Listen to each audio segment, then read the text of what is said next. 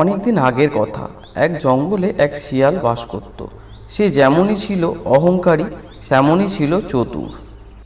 সে নিজেকে বনের সবথেকে ধূর্ত ও চালাক প্রাণী বলে দাবি করত ও ঢোল পিটিয়ে বেড়াতো। বনের সবাইকে সে বোকা বানিয়ে খুব মজা নিত ও তাতেই তার খুব আনন্দ হতো। একদিন এক কুকুর চুরি করে একটা মুরগি ধরে নিয়ে সেখান থেকে যাচ্ছিল। শিয়াল সেটা লক্ষ্য করলো ও মনে মনে ভাবলো কিভাবে এই কুকুর বেটার কাছ থেকে মুরগিটাকে চুরি করে নেওয়া যায়। ফন্দি আঁটতে থাকলো। শিয়াল বলল, ভাইয়া, কোথায় যাচ্ছ কুকুর ভাইয়া? মুরগিটাকে মুখ থেকে নামিয়ে কুকুর বলতে লাগলো, ওহে শিয়াল ভাই, আমি আমার সন্তানদের কাছে যাচ্ছি। ওদের জন্য একটা মুরগি ধরে এনেছি আমি। এ কি বলছো কুকুর ভাই? তুমি জানো না ওদের কি হয়েছে? তোমার বাচ্চাদের, তোমার সব বাচ্চা মারা গেছে। তুমি একবার গিয়ে দেখো, আমার কথা বিশ্বাস না হলে। এটা হতে পারে না, আমি কিছুক্ষণ আগে দেখে এলাম আমার বাচ্চারা খেলা করছে, এই মুহূর্তে মারা গেল কি করে? চালাক শিয়াল তখন বলল, তোমার যদি বিশ্বাস না হয় তুমি একবার নিজেই গিয়ে নয় দেখে আসো না।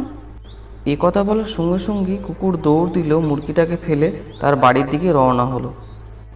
এদিকে চালাক শিয়াল আস্ত মুরগিটাকে গোটা খেয়ে নিল আর বলতে লাগলো, সত্যি আমার মাথায় কত বুদ্ধি। এদিকে কুকুর বাড়িতে গিয়ে একদম বোকা হয়ে গেল। সে বাড়িতে গিয়ে দেখে বাচ্চারা দিব্যি উঠোনে খেলা করছে, কোনো অসুবিধা নেই। সে ব্যাপারটা বুঝতে পারে যে শিয়াল তার সঙ্গে চালাকি করেছে ও তাকে খুব বাজেভাবে ঠকিয়েছে। যাই হোক, সে সুযোগে চতুর শিয়ালকে শিক্ষা দেবে বলে মনে মনে সে ভাবতে থাকলো। ও প্রতিজ্ঞা করলো এই শিয়ালকে ব্যবস্থা করবে। কদিন পর ধূর্ত শিয়াল জঙ্গলের রাস্তা থেকে হাঁটছিল। ও মনে মনে খুবই আনন্দে ছিল ও একটা সরোবরের পাশ থেকে যাচ্ছিল। সে সরোবরের পাশ থেকে যেতে যেতে হঠাৎ করে দেখতে পেল যে কিছু কুমিরের ছোট্ট ছোট্ট ছানা তারা সেখানে আছে ও রোদ শিয়ালের খুব খেলাধুলো করছে যে সে ওই কুমির ছানাগুলোকে খাবে। তাই সে কুমিরের সঙ্গে ভাব জমানোর জন্য এগিয়ে গেল কুমিরের কাছে। আরে ও কুমির ভাই, কেমন আছেন? আর আছি রে ভাই, এই তো দেখতে পাচ্ছিস, এই বাচ্চাগুলোকে নিয়ে আর পারি না, শিকারেও যেতে পারছি না। যদি কেউ এসে ওদের খেয়ে নেয়, ওদেরকে রেখে শিকারেও যেতে পারছি না। বলল, আপনি অযথাই চিন্তা করছেন, আপনি যান শিকার করতে। আমি তো আছি, আমি ওদেরকে পাহারা দেব। আপনি একদম নিশ্চিন্ত মনে শিকার করুন। আমি তো এখানে আছি, আপনার চিন্তার কোনো কারণ নেই। কুমির আশ্বাস পেয়ে সেখান থেকে চলে গেল। এদিকে শিয়াল ইচ্ছা মতো আস্তে আস্তে করে বাচ্চাগুলোর কাছে যায় ও এক একটা বাচ্চা খুব আনন্দ সহকারে সে তাদের কাছে গিয়ে একটা একটা করে বাচ্চা খেয়ে নিতে থাকে।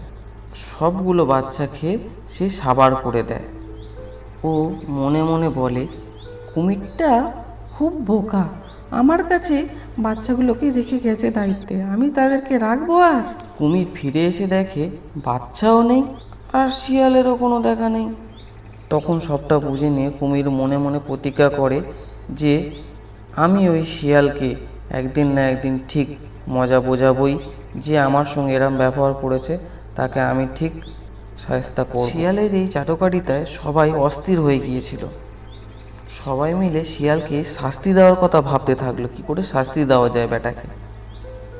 তো একদিন হলো কি, ভুলক্রমে শিয়াল এক বাঘের গুহার মধ্যে প্রবেশ করলো। গুহার মধ্যে গিয়ে দেখে সেখানে বাঘের দুটো ছানা খুব খেলা করছে। শিয়াল বাচ্চা দুটোকে খেলতে দেখে সেখানে গেল ও বাচ্চা দুটোকে হত্যা করলো ও খেতে শুরু করলো। খাওয়া শেষ হওয়ার আগেই এদিকে বাঘ চলে এলো গুহায়। এবার শিয়াল পড়লো এক বিপদে। এদিকে বাঘ যখনই এসে গেল তখনই সে সেখান থেকে পালানোর পথ খুঁজে পেল না। বাঘ যেই ঘুরে অন্য দিক থেকে ঢুকবে, শিয়াল তার পাশ দিয়ে খুব জোরে দৌড়ে সেখান থেকে পালালো ও সেখানে এক মুহূর্তের জন্য আর দাঁড়ালো না, ছুটলো, খুব জোরে দৌড়ালো। তা দেখে বাঘও পিছু পিছু দৌড়াতে লাগলো। বাঘের হাত থেকে বাঁচার জন্য সে প্রাণপণে ছুটতে থাকলো।